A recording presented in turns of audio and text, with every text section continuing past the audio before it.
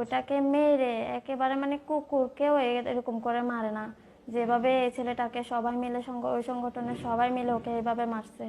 কিন্তু উনি হিন্দু, যারা হিন্দু থেকে মুসলমান হয়ে যায় তাদেরকে নিয়ে আসে ওখানে অত্যাচার করে।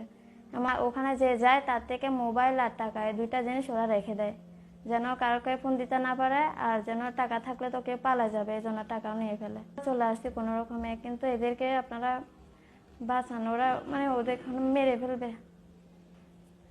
অনেক মারে আমার চোখের সামনে, এভাবে যে ওদেরকে মারে আমি মানে অনেক কি বলবো, আমি নিজে তো বাঁচিয়ে আসছি, কিন্তু ওরা বাঁচবে না। ওখানে যতদিন না ওকে ডিভোর্স পেপারে সাইন করতেছে ততদিন ওখানে রেখে দেবে।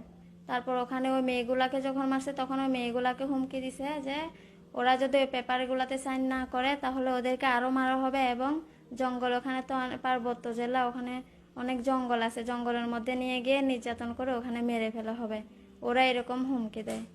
ওটা রাঙ্গামাটি জেলা, রাঙ্গামাটি জেলা, নামটা জানি বাঙ্গালখালিয়া। হ্যাঁ হ্যাঁ হ্যাঁ, সনাতন ঋষি আশ্রম ওইটাতে। সনাতন ঋষি আশ্রম। হ্যাঁ হ্যাঁ। তো ওখানে আপনাকে 1.5 মাস আটকে রাখছে? হ্যাঁ 1.5 মাস আটকে রাখছে। এই 1.5 মাসে কি আপনাকে বের হতে দেয়নি? না, এখানে যে ঢুকে কখনো সে বের হতে পারে না।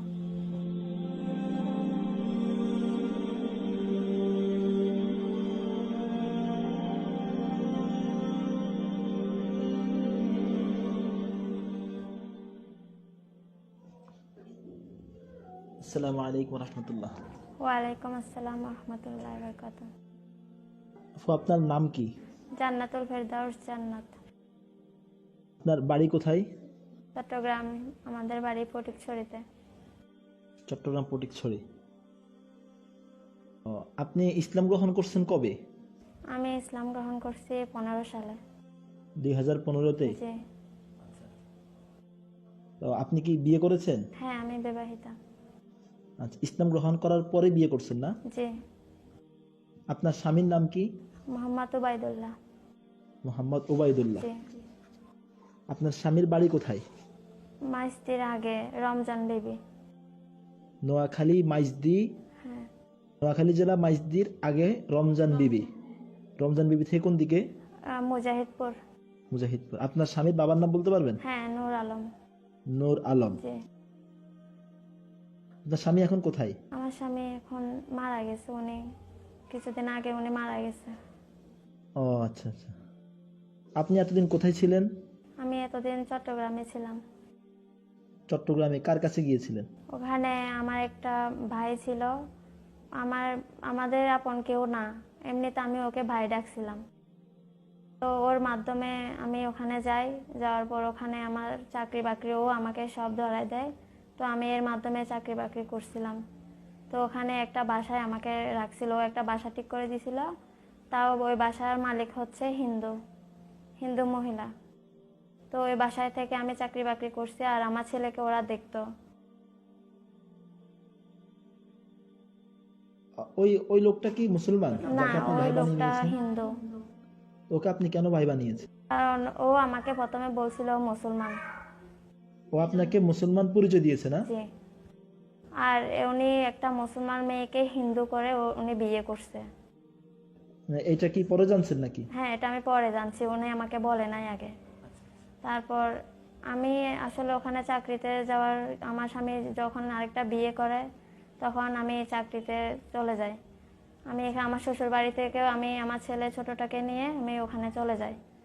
তা বড়টাকে আমি আমার শাশুড়ির কাছে রেখে যাই। ওরাও আমাকে অনেক অত্যাচার করছে। তারপর আমি কি করছি, ওখানে চলে যাওয়ার পরে ওখানে চাকরি বাকরি নিয়ে আর কি, তারপরে এরা আমাকে হিন্দু হওয়ার জন্য অনেক চাপ দেয়। তারপর আমি আমার ভাই, হ্যাঁ, যার যে মহিলাটার কাছে আমাকে রাখছে, ও মহিলাটা হিন্দু, ওই মহিলাটাও আমাকে অনেক হিন্দু হওয়ার জন্য চাপ দেয় এবং আমাকে বিয়ে করার জন্য অনেক চাপ দিছে। তো আমি তো চাই না আমি হিন্দু হই আবার। তারপর ওরা শুধু আমার ধমক দেয়, আমার ছেলেকে ওরা লুকাই ফেলবে, আমার ছেলেকে ওরা, আমি যখন চাকরিতে চলে যাই ওরা ওখান থেকে অন্য কোথাও সরা ফেলবে, এগুলো আমাকে হুমকি দেয়, এই আর কি। তারপর পরে আমি ওখান থেকে বাসা চেঞ্জ করে, আর যেখানে আমি জব করি ওখানে পাশে বাসা নেই। বাসা নেওয়ার পরে তখন ওরা আমাকে, আমি বাসা নিয়েছি 3 দিন হয়েছে মাত্র, ওখানে গেছি। আমার ছেলেকে আমি মাদ্রাসায় ভর্তি করাইছি ওখানে। তারপর ওখানে ওই আমার যাকে আমি ভাই ডাকছি, সে খোঁজ খবর পাইছে আমি কোথায় আছি, কোথায় থাকি। তারপর সে ওখানে যায় আমাকে ওখান থেকে জোর জবরদস্তি নিয়ে আসে ও মহিলাটার বাসায়, যে মহিলাটার বাসায় আমি আগে ছিলাম, যেখানে থেকে মানে চাকরি বাকরি ধরছি ওখানে। তারপর ওই মহিলাটা সহ আমাকে আর আমার ছেলেকে ওই কোথায় ওখানে পাঠায় দেয়, যেখানে সনাতন ঋষি আশ্রম, যে আশ্রমের কথা বলছিলাম, ওই আশ্রমে আমাকে আর আমার ছেলেকে জোর করে ওখানে পাঠায় দেয়। কি বলে পাঠাইছে ওরা? ওরা বলছে যে আমাকে আমার বাড়িতে নিয়ে যাবে, ওখানে আমার মা বেশি অসুস্থ, এবং আমার ছেলেকেও এর আগেও একবার নিয়ে চলে গেছিল, বুঝছেন না? এখন আমি আপনার ছেলেকে আগে কোথায় নিয়েছিল? এখানে কথা বলতেছি, তা আমি বিশ্বাস করে ওদের সাথে গেছি যে আমি হয়তো আমার ছেলেকে আমাদের বাড়িতে নিয়ে গেছে, তো আমি আমার ছেলেকে আনতে যাব, এটা বলে ওরা আমাকে নিয়ে গেছে। তো নিয়ে যায় ওখানে, আমাকে আটকায় ফেলছে ওখান থেকে, আর আমাকে নিয়ে আসতে পারে নাই। আমাকে ওখানে যখন আটকায় ফেলছে, তখন ওখানে আমি 1.5 মাস ছিলাম। 1.5 মাস ছিল। ওটা কোথায়? ওটা রাঙ্গামাটি জেলা, রাঙ্গামাটি জেলা, নামটা জানি বাঙ্গালখালিয়া। হ্যাঁ, বাঙ্গালখালিয়া না? সনাতন ঋষি আশ্রম। বাঙ্গালখালিয়াতে সনাতন ঋষি আশ্রম। হ্যাঁ হ্যাঁ হ্যাঁ, তো ওখানে আপনাকে 1.5 মাস আটকে রাখছে। হ্যাঁ, 1.5 মাস আটকে রাখছে। 1.5 মাসে কি আপনাকে বের হতে দেয়নি? না, এখানে যে ঢুকে কখনো সে বের হতে পারে না। ওখানে ওরা কি করছে? আপনাদেরকে কেন রাখছে? ওখানে আমাকে হিন্দু হওয়ার জন্য চাপ দিছে। তারপর ওখানে যারা যায় তাদেরকে নাকি ভালো করতে নাই ওখানে, মানে এরা এই যে হিন্দু থেকে অনেক মেয়েরা মুসলমান হয়েছে ওখানে, আরো 2-3টা মেয়ে ওখানে আছে আমার মতো। হ্যাঁ, এদেরকে কি বন্দি করে হ্যাঁ, রাখছে? ওদের মা বাবা ওদেরকে ওখানে নিয়ে যায়। ওখানে একটা বুড়ো মানুষ আছে, মানে ওই মানুষটাকে সবাই গনে। ওই মানুষটা হচ্ছে ওখানে মানে বাবা বলে সবাই ওটাকে বাবা নামে সবাই চিনে, এবং ওখানে অনেক সম্মান করে ওনাকে। ওখানে মানে একজন মানিগণী লোক আর কি। তো ওনার কাছে সবাই আসে, সবাই যায় ওনাকে, ওখানে মুসলমানরা পর্যন্ত ওনাকে অনেক করে, শ্রদ্ধা করে। কিন্তু উনি যারা হিন্দু থেকে মুসলমান হয়ে যায় তাদেরকে নিয়ে আসি ওখানে অত্যাচার করে, এমনকি মারধর অনেক খারাপভাবে মারে মেয়েদেরকে। ওখানে এখন কতজন আছে এরকম ওখানে এখন মুসলমান হওয়ার পরে বন্দি হয়ে আছে? 4 জন, 3 জন মেয়ে, তারপর আরেকটা ছেলেটাকে নিছে কিছুদিন আগে, 2-3 দিন আগে নিছে। ওটাকে মেরে একেবারে মানে কুকুর কেউ এরকম করে মারে না, যেভাবে এই ছেলেটাকে সবাই মিলে ওই সংগঠনের সবাই মিলে ওকে এভাবে মারছে। আপনাদের সামনে হ্যাঁ, মারছে? আমাদের সামনে মারছে। ওখানে একজন মহিলা পুরো অজ্ঞান হয়ে গেছে, মানে ছেলেটাকে যে এভাবে মারছে এটা দেখে। হিন্দু মহিলা অজ্ঞান হয়ে গেছে? হিন্দু মহিলাটা হচ্ছে ওখানে যে মেয়েটা হিন্দু থেকে মুসলমান হয়েছে, ওই মেয়েটার মা, যেটা অজ্ঞান হয়েছিল ওইটা। তো এখন ওখানে যারা আছে এরা কি ওখান থেকে বের হতে পারে না? না, ওদের পিছনে একজনকে লাগাই রাখে বডিগার্ডের মতো, মানে যেখানে যায়, বাথরুমে গেলে ওখানে সাথে সাথে যাবে, ঘুমাতে গেলেও ওখানেও সাথে সাথে যাবে, মানে যেখানে যাক না কেন ওদেরকে একা ছাড়ে না। ওখানে যে এদেরকে যে নিয়ে গেছে, এদের বাবা মা বা আত্মীয় স্বজন যারা আছে এরাই ওখানে দিয়ে আসছে না? হ্যাঁ, এরা দিয়ে আসছে, ওদেরকে ঘুমের ওষুধ খাওয়ায়, অনেক ঘুমের মানে 4 দিন ধরে ঘুমের ওষুধ খাওয়াই ওখানে দিয়ে আসছে। দিয়ে আসার পর থেকে ওরা যখন চলে আসার জন্য মানে হইচই করছে, ওদেরকে ধরে অনেক মারছে, মানে 1-2বার না, অনেকবার মারছে এদেরকে। আপনি কিভাবে বের হয়ে আসছেন? আমি ওখান থেকে অনেক দিন ধরে আমরা প্ল্যান করতেছি, আমরা 4 জন একসাথে বের হব। তারপর যে আমাকে করছে, মানে যে আমাকে ওখানে রাখিয়ে আসছে, সে একদিন ওখানে যাওয়ার পরে আমি ওকে অনেক হাতে পায়ে ধরছি আমাকে ওখান থেকে নিয়ে আসার জন্য। ও আমাকে নিয়ে আসে নাই, ও চলে আসছে, আমাকে দেখে ও চলে আসছে। তারপর আমি কি করছি, ওই যেদিন ও চলে আসছে ওই দিন রাতে আমি পালাই গেছি ওখান থেকে। তারপর আমার হাতে কোনো ওখানে যে যায় তার থেকে মোবাইল আর টাকা, এই 2টা জিনিস ওরা রেখে দেয়, যেন কাউকে ফোন দিতে না পারে, আর যেন টাকা থাকলে তো কেউ পালা যাবে, এই জন্য টাকাও নিয়ে ফেলে। তারপর ওখানে একটা মেয়ে, 2টা থেকে একটা মেয়ের কাছে 1000 টাকা ছিল। তারপর 1000 টাকা আমাকে দিছে, দেওয়ার পরে আমি রাতে 3টা বাজে আমি ওখান থেকে পালাই যাই আমার ছেলেকে নিয়ে। কবে বের হয়েছেন ওখান থেকে? পরশুদিন বের হয়েছে। গত পরশু। আজকে হলো সোমবার, 9 তারিখ, জানুয়ারির 9 হ্যাঁ, তারিখ শনিবারে। 2023। আপনি বের হয়েছেন শনিবারে। জি।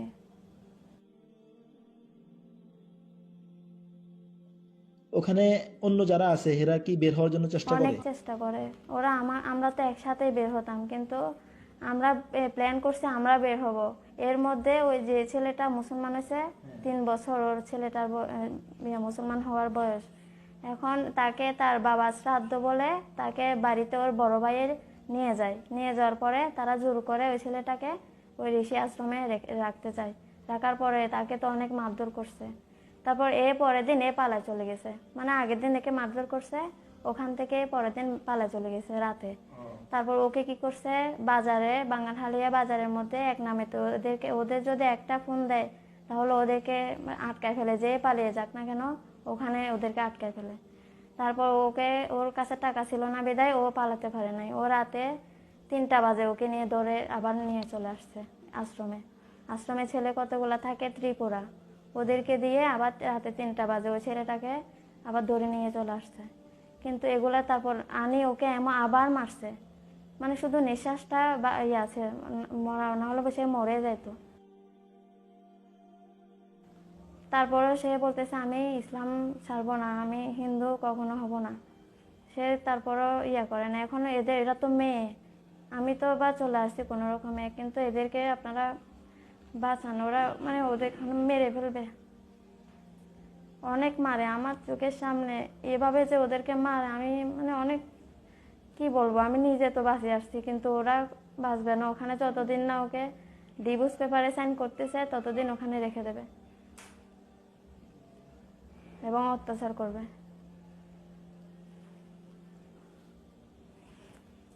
আমি চাই যে যত মুসলমান আছে, মুসলমানের জন্যই তো মুসলমান, তাই না? তাহলে ওরা যে এত কষ্ট পাচ্ছে, ওখানে কতগুলা কুলাঙ্গার মুসলমান আছে যে কেউ পালাই গেলে সে মুসলমান, ওখানে মুসলমান হয়ে মুসলমানকে ধরা দেয়। ওখানে ওই ছেলেটাকেও মুসলমান হয়ে আবার মুসলমান হয়ে ওদের কাছে আনে দিছে।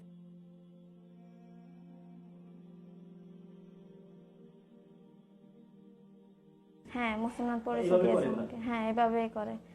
তো আমার একটা অনুরোধ যে এরকম কোনো কাউকে যে ইচ্ছাতে মুসলমান হয়েছে তাকে কেন এভাবে নির্যাতন করে, যে মন থেকে মুসলমান হয়েছে তাকে কিভাবে এরকম নির্যাতন করে কি ইয়াতে ফিরে আনতে পারে? জীবনও পারে না। যেমন আমার সাথে অনেক কিছু হয়েছে আমার জীবনে, আমি অনেক শাস্তি পাইছি, অনেক কিছু হয়েছে আমার সাথে। আমার স্বামী, আমার শ্বশুর বাড়ির লোকেরা আমাকে অনেক কষ্ট দিছে, তারপরও আমি ইসলাম ছাড়ি নাই। আমি তারপরও আমাকে অনেক লোক দেখাইছে, আমার মা বাবা আমার সবাই, তারপর আমি ইসলাম ছেড়ে যাই নাই এবং যাবও না। আমি যেন ইমান নিয়ে মরতে পারি। সবার থেকে শুধু এতটুকুই আমার চাওয়া যে মেয়েগুলাকে একটু ওখান থেকে নিয়ে আসা হোক। আর হ্যাঁ, ওখানে যে মেয়েগুলা আছে ওই মেয়েগুলাকে 12 তারিখের মধ্যে ওদেরকে নিয়ে আসতে হবে, কারণ ওখানে 12 তারিখের মধ্যে যদি ওদেরকে না আনে তাহলে ওদের অনেক বড় ক্ষতি হয়ে যেতে পারে। যেমন ওদের ওখানে যে মেয়েগুলোর সাথে যে ছেলেটার বিয়ে হয়েছে ওদের ডিভোর্স পেপারে সাইন করানো হবে। ওর বাবা ওর ডিভোর্স পেপার নিয়ে ওখানে যাবে, যাওয়ার পর ওখানে সাইন যদি করে তাহলে অনেক বড় ক্ষতি হয়ে যাবে, ছেলেরও ক্ষতি হবে মেয়েরও ক্ষতি হবে। এবং আমি ওখানে আরেকটা কাগজ নিয়ে গেছে যেটাতে লেখা আছে যে ওরা নিজের ইচ্ছাতে মুসলমান হয়নি, ওদেরকে জোর করে মুসলমান করা হয়েছে, এটা ওখানে লেখা আছে। যে মেয়েটা বলতেছে আমি তো ইচ্ছাকৃতভাবে আমি মুসলমান হয়েছি, এখন এরা আমাকে জোর জবরদস্তি সাইন করানো হচ্ছে। মেয়েটা এটাই বলছে ওখানে আমার সামনে, আমিও ছিলাম তখন।